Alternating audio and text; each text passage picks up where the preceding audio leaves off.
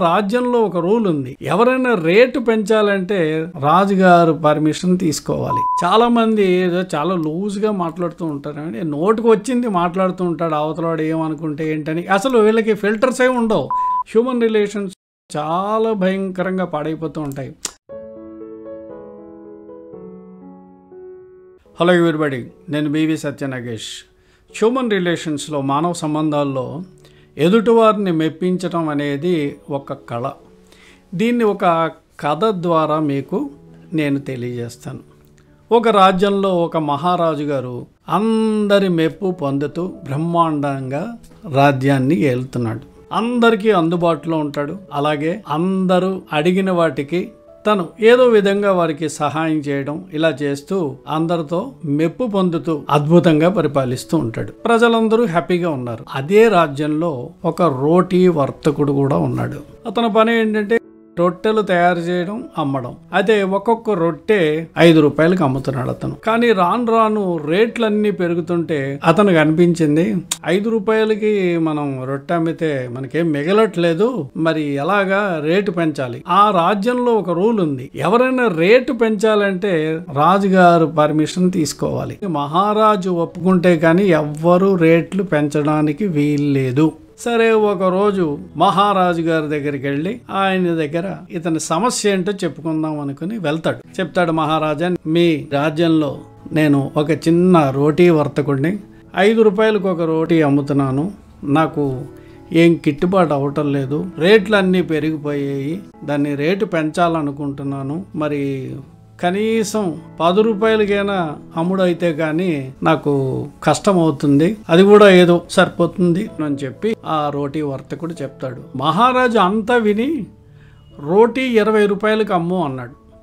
ఆ next day నుంచి 20 రూపాయలకి ఒక రోటీ అమ్మడం మొదలుపెట్టాడు.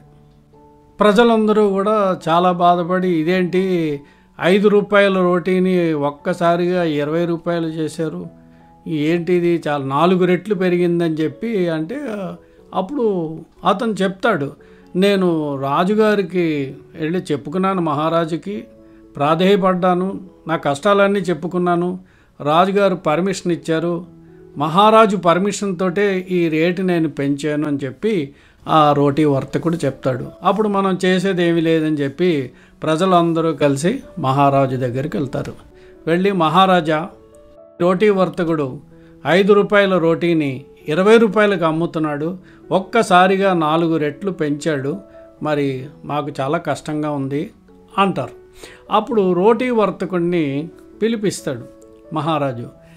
ఆ రోటీ వర్తకుడు రాగానే అతనితో చెప్తాడు, నువ్వు రోటీని 20 రూపాయలు కాకుండా ఈ రోజు నుంచి 12 రూపాయలకే అమ్ము అని చెప్తాడన్నమాట.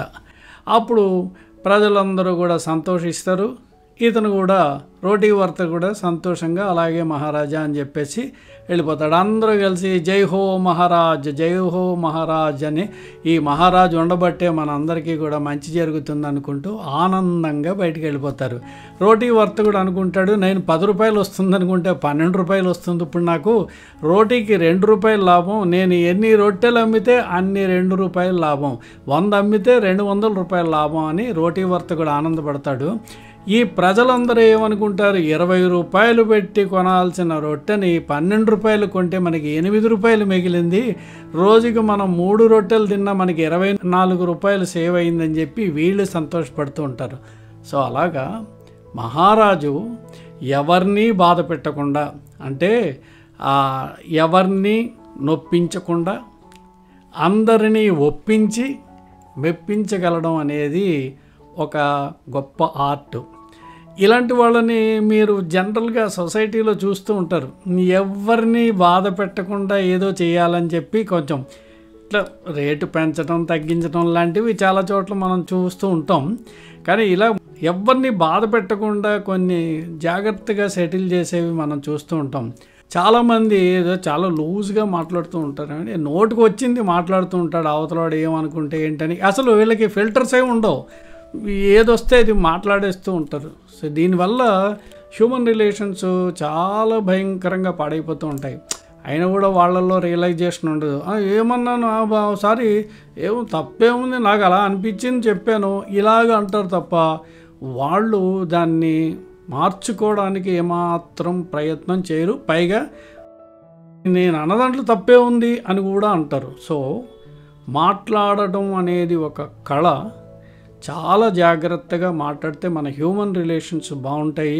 ఈ హ్యూమన్ రిలేషన్స్ బాగుంటే నిజంగా చాలా సంతోషంగా ఉంటాం. కనుక ఈ కథలో ఎదుటివాడిని బాధ పెట్టకుండా, ఎవరినీ బాధ పెట్టకుండా ఎలా చేయొచ్చు అనేది ఒక చిన్న ఎగ్జాంపుల్గా చెప్పాను. నేను ఎక్కడో విన్న కథ ఇది. ఈ కథని ఇలాగా నేను చెప్పి హ్యూమన్ రిలేషన్స్కి దాన్ని జాగ్రత్తగా రిలేట్ చేస్తూ చెప్పాను. ఈ కథ మీకు నచ్చుంటే లైక్ బటన్ నొక్కండి, అలాగే వేరే వాళ్ళకి షేర్ చేయండి, ఛానల్కి సబ్స్క్రైబ్ చేయండి. అలాగే ఇటువంటి వాళ్ళని ఎవరినైనా మీరు చూసుంటే, అలాగా చాలా జాగ్రత్తగా మాట్లాడే వాళ్ళని మీరు చూసుంటే ఏ రంగాల్లో అలాంటి వాళ్ళు ఉంటారనేది కూడా మీ కామెంట్ బాక్స్లో తెలియజేయండి. Thank you very much.